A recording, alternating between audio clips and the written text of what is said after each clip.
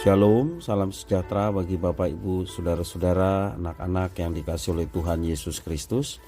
Jumpa kembali bersama saya Pendeta Eka di dalam renungan firman Tuhan pada hari ini, hari Senin 12 September 2022. Sukacita dan damai sejahtera dari Tuhan Yesus kiranya menyertai hidup kita sekalian, puji nama Tuhan.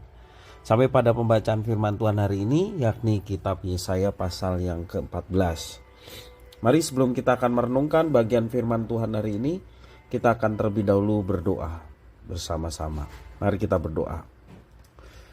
Tuhan Allah Bapa di surga, di dalam nama Tuhan Yesus, kami sungguh mengucapkan syukur dan terima kasih untuk setiap kebaikan Tuhan yang boleh kami alami juga sampai pada hari ini. Kami mau terus memperdengarkan hati dan pikiran kami kebenaran firman Tuhan. Engkau yang memampukan untuk kami dapat memahami apa yang Kau maksudkan. Kau juga menolong kami untuk kami dapat genapi dalam hidup kami. Terima kasih Bapa, terpujilah namamu. Demi nama Tuhan Yesus kami berdoa. Amin. Saya akan membacakan dalam Yesaya pasal 14 ayat 1 sampai 23. Demikian firman Tuhan. Sebab Tuhan yang menyayangi Yakub dan akan memilih Israel sekali lagi dan akan membiarkan mereka tinggal di tanah mereka. Maka orang asing akan menggabungkan diri kepada mereka dan akan berpadu dengan kaum keturunan Yakub. Bangsa-bangsa lain akan mengantar Israel pulang ke tempatnya. Lalu kaum Israel akan memiliki bangsa-bangsa itu di tanah Tuhan sebagai hamba-hamba lelaki dan hamba-hamba perempuan. Demikian mereka akan menawan orang-orang yang menawan mereka dan akan berkuasa atas penindas mereka. Maka pada hari Tuhan mengakhiri kesakitan dan kegelisahanmu dan kerja paksa yang berat yang dipaksakan kepadamu, maka engkau akan memperdengarkan ejekan ini tentang Raja Babel dan berkata, wah, sudah berakhir si penindas, sudah berakhir orang lalim. Tuhan telah mematahkan tongkat orang-orang fasik, gada orang-orang yang memerintah, yang memukul bangsa-bangsa dengan gemas, dengan pukulan yang tidak putus-putusnya, yang menginjak-injak bangsa-bangsa dalam murka dengan tak tiada henti-hentinya. Segenap bumi sudah aman dan tentram, orang bergembira dengan sorak-sorai. Juga pohon-pohon sanobar dan pohon-pohon aras di Libanon bersuka cita karena kejatuhanmu, katanya. Dari sejak engkau rebah terbaring, tidak ada lagi orang yang naik untuk menebang kami. Dunia orang mati yang di bawah gemetar untuk menyongsong kedatanganmu. Dijagakannya arwah-arwah bagimu, yaitu semua bekas pemimpin di bumi. Semua bekas raja bangsa-bangsa dibungkamnya dari tahta mereka. Sekaliannya mereka mulai berbicara dan berkata kepadamu, engkau juga telah menjadi lemah seperti kami. Sudah menjadi sama seperti kami. Ke dunia orang mati sudah diturunkan kemegahanmu dan bunyi gambus-gambusmu. Ulat-ulat dibentangkan sebagai lapik tidurmu dan cacing-cacing sebagai selimutmu. Wah, engkau sudah jatuh dari langit, hai bintang timur, putra fajar. Engkau sudah dipecahkan dan jatuh ke bumi, hai yang mengalahkan bangsa-bangsa. Engkau yang tadinya berkata dalam hatimu, aku hendak naik ke langit, aku hendak mendirikan tahtaku, mengatasi bintang-bintang Allah, dan aku hendak duduk di atas bukit pertemuan, jauh di sebelah utara. Aku hendak naik mengatasi ketinggian awan-awan, hendak menyamai yang maha tinggi. Sebaliknya ke dalam dunia orang mati engkau diturunkan, ke tempat yang paling dalam di liang kubur.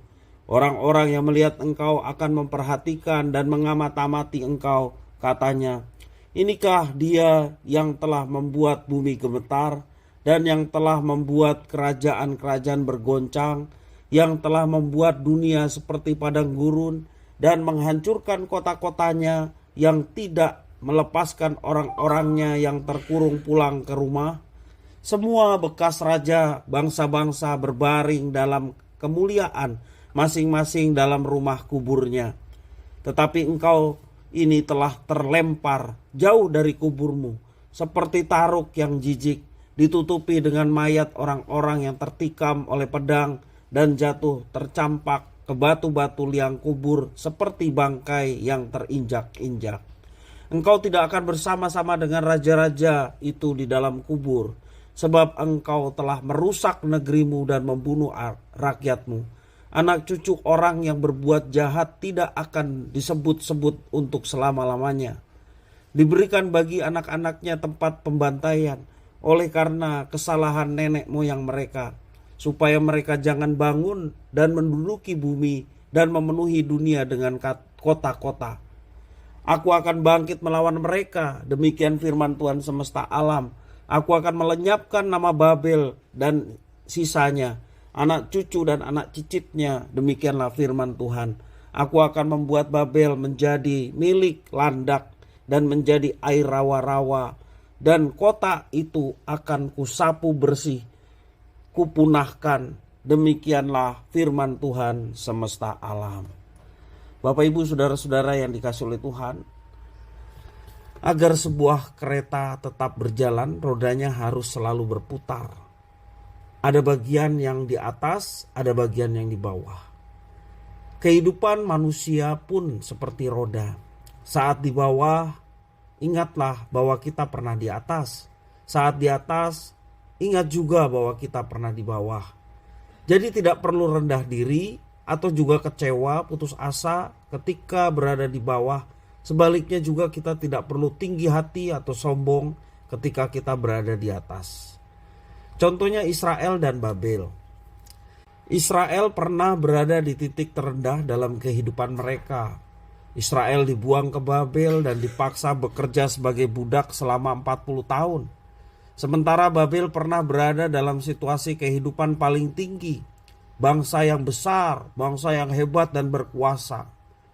Babel berhasil menaklukkan Syria, bahkan Mesir sebagai negara yang cukup besar. Menaklukkan Aram, Filistin dan juga Israel. Keberadaan yang kontras antara Israel yang di bawah dan Babel yang berada di atas dinubuatkan secara terbalik oleh Nabi Yesaya. Israel yang rendah akan ditinggikan, dibebaskan dari perbudakan, menjadi pemimpin bagi bangsa-bangsa, pulang kembali ke tanah airnya, menjadi penguasa. Demikian juga Babel yang berada di posisi tinggi yang digambarkan sebagai bintang timur dan putra fajar akan direndahkan. Kerajaan ini akan mengalami kehancuran kekal. Penyebab utama kehancuran Babel adalah kesombongannya. Babel ingin menjadi sama seperti Allah, bahkan lebih tinggi dari Allah. Inilah yang membuat murka Tuhan Allah jatuh menimpa Babel. Karena itu Bapak Ibu Saudara-saudara, bagi kita yang saat ini merasa di bawah, jangan kita menjadi tawar hati. Jangan kita juga sedih atau putus asa. Ingat bahwa ada Tuhan yang senantiasa memberikan pengharapan serta jalan keluar yang terbaik dalam kehidupan umat yang dikasihinya. Habis hujan tampak pelangi, badai pasti berlalu. Yang penting bagi kita adalah kita mau setia, kita mau tetap taat kepada firman Tuhan dan mengandalkan Tuhan dalam kehidupan kita. Badai pasti berlalu. Sementara itu bagi kita yang merasa di atas, jangan kita menjadi sombong dan takabur, lalu merendahkan orang-orang yang berada di bawah. Justru sebaliknya, mari kita menggunakan kekayaan ataupun kesempatan yang Tuhan berikan untuk semakin mengasihi orang lain, menolong banyak orang, terutama mereka yang saat ini sedang mengalami kesulitan dalam kehidupan. Bapak Ibu saudara-saudara yang dikasihi oleh Tuhan, apapun situasi dalam kehidupan kita, marilah kita tetap mengandalkan Tuhan. Marilah kita tetap hidup setia dan taat kepada Tuhan. Karena kita tahu bahwa Dia yang Maha Kuasa, Dia yang mengatur hidup kita. Dan pengaturan Tuhan adalah mendatangkan yang baik bagi kita. Jangan kita menyimpang dari apa yang sudah ditetapkan Tuhan. Tetapi mari kita tetap setia menjalaninya. Karena kita tahu di balik setiap peristiwa, bahkan keterpurukan, persoalan hidup yang sepertinya belum terselesaikan, ada Tuhan yang bekerja untuk mendatangkan sesuatu yang baik bagi kehidupan umatnya yang dikasihinya. Kiranya firman Tuhan memberkati kita sekalian. Mari kita berdoa. Tuhan Allah Bapa di surga, kami mengucapkan syukur dan terima kasih atas firman Tuhan. Kau yang mampukan untuk kami dapat memahami apa yang Kau maksudkan. Juga Tuhan menolong kami untuk menjadi pelaku-pelaku firman dalam hidup kami. Terima kasih Bapa, terpujilah namamu.